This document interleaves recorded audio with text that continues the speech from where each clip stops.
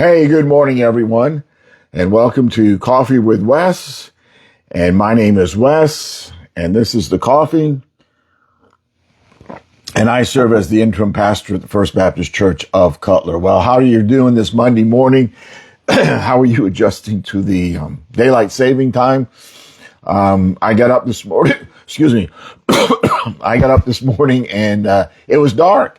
Last week it was light when I got up and got out the door. So this week it's dark. So I'm not much of a fan this morning, but I got to say I do like the hour of daylight in the evening. So that's good.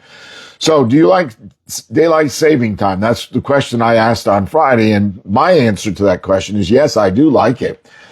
Should daylight saving time be year round? And my answer to that question is no, I don't think so. But I do think we need to have a time that is year round so we don't have to change every 9 months or whatever the time is. Because, just changing that time is just so annoying. And I'm thinking it should be regular time. You see, daylight saving time year round, there'd be some places up north where it wouldn't get light in December until 8 o'clock or later. So in the summertime it's great, but in the wintertime not so much. So I think we ought to have a one time for the whole year, no more changing back and forth. I would like the standard time.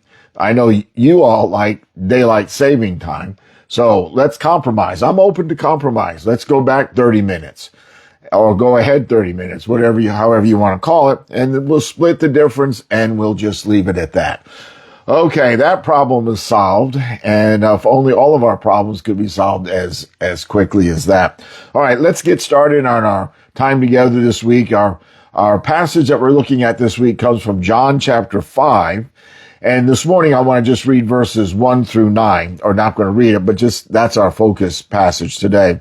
So in these verses, Jesus encounters a man who has been sick, and it's noted here, John notes how long, for 38 years. In other words, this man wasn't going to get well on his own. Okay. He was lame for 38 years. He's been lame by the pool of Bethesda, and he waiting for the waters to stir.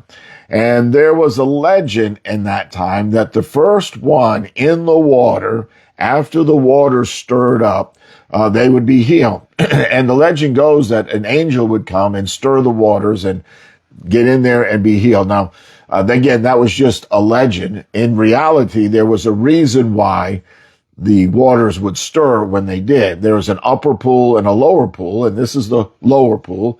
And when the upper pool came to overflow, it would come down into the lower pool and thus stir up the water. So there was a physical reason why the water stirred up, but the legend was that there was an angel that would do that. But that wasn't the only problem that this man had. He had no one to get him from where he was into the water, and somebody always beat him to that. So the situation is that this man is in a hopeless predicament. There's no way that he's going to get better, but yet here he is day after day after day. And he believes that his healing is based upon the movement in the water. So there he sits, 38 years. So Jesus comes along and he sees him and he asks him the question. And this is the only time Jesus asked this question about anyone before he acted. He asked the man, he said, "Do you want to be healed?" And the man replies with excuses. Well, I have no one to help me to get in the water. And yet Jesus offers this man healing without any hesitation. He tells him to pick up your mat and walk. And he does, and he walks. Now, there's more to the account than this, and we'll get in it as we go along this week. But it's done on the Sabbath day, and this really causes some consternation among the religious leaders. But we'll get to that later on. But here's the application for us today on this portion of Scripture. Oftentimes we find ourselves in situations where we feel helpless, hopeless. we're stuck. We're waiting for the external circumstances to change. Someone needs to help me. Yet, just like this man, Jesus asks us, do you want to be healed? Do you want to be healed? Do you want things to be better?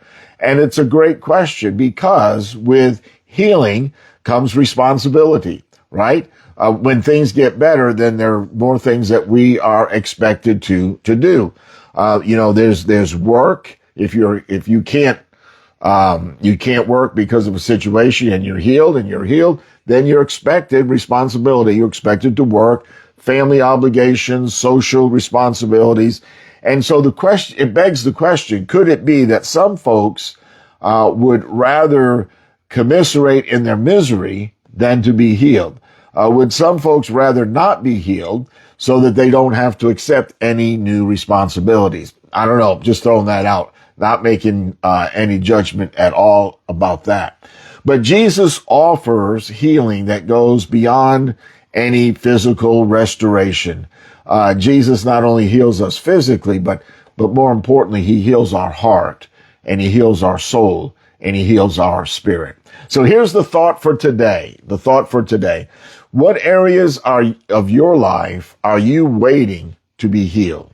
What areas of your life are you waiting to be made better? Is there something that you are relying on to bring your peace or restoration, like this man was relying upon the waters being stirred? He was relying upon someone helping him in. What we may be relying on for peace and restoration is like winning the lottery, right? The big break, the big promotion, good news, whatever it is. But know this is part of our thought for this day. Jesus is the source of all our healing, whether it's physical, emotional, or spiritual. And he invites you to call upon him today for healing, whatever your circumstances might be. Okay, folks, happy Monday. Get on, get going. We'll get another sip of the coffee